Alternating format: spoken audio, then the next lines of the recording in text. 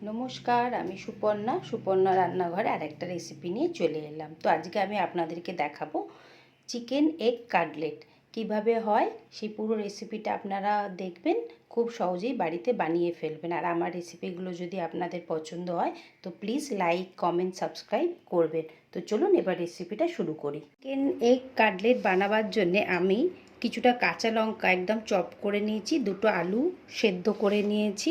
আলুটাকে আগে ভালোভাবে ম্যাশ করে নেবো আমরা এটা দিয়ে।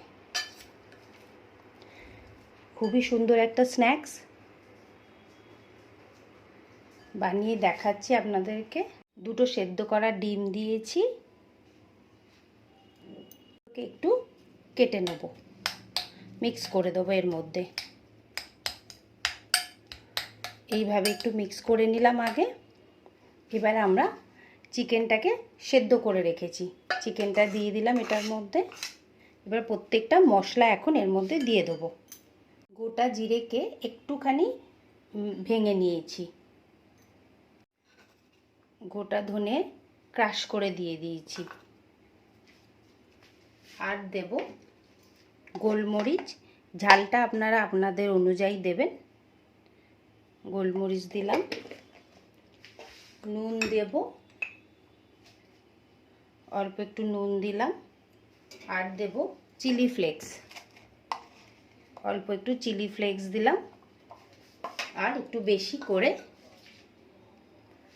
ধনে পাতা দিচ্ছি।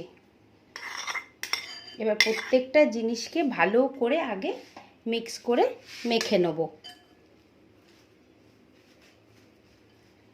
প্রত্যেকটা জিনিসকে আমি একদম ভালো করে মেখে নিয়েছি।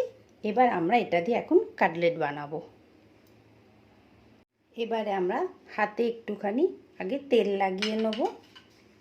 তেলটা এরকম ভালোভাবে লাগিয়ে নিলাম। এবার এরকম একটা করে সাইজটা নিলাম, নিয়ে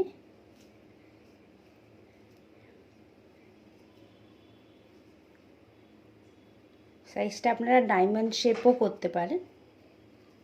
আমি একটু বড় করছি।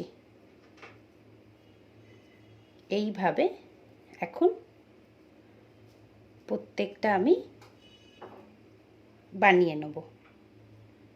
শেপটা আপনাদের ওপরে, আপনারা বড় করবেন কি ছোট করবেন। তা আমি এখন এরম শেপ রেখেছি। প্রত্যেকটা আগে বানিয়ে নিই।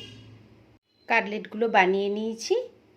এরপরে এবার আমরা একটু ব্রেড ক্রাম্বসটা আগে রেডি করে নিই। ততক্ষণ একটা ডিম নিয়ে নিলাম, ডিমের মধ্যে সামান্য একটুখানি নুন দিয়ে দেবো, আর এই ব্রেড ক্রাম্বসটার উপর দিয়ে সামান্য একটুখানি নুন দিয়ে দেবো।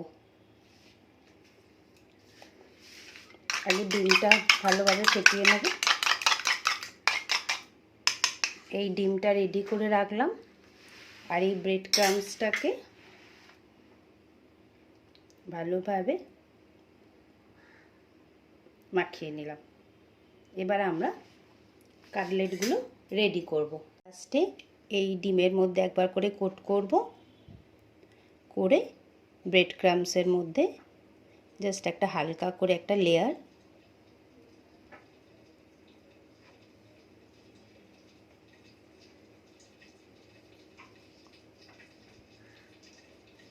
এক্সট্রাগুলো ঝেড়ে দেবো।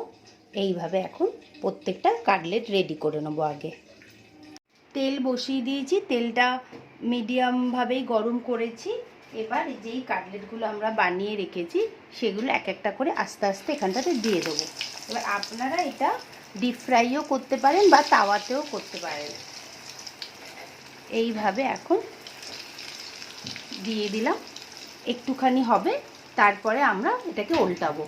এবার এটাকে একবার উল্টে দিচ্ছি।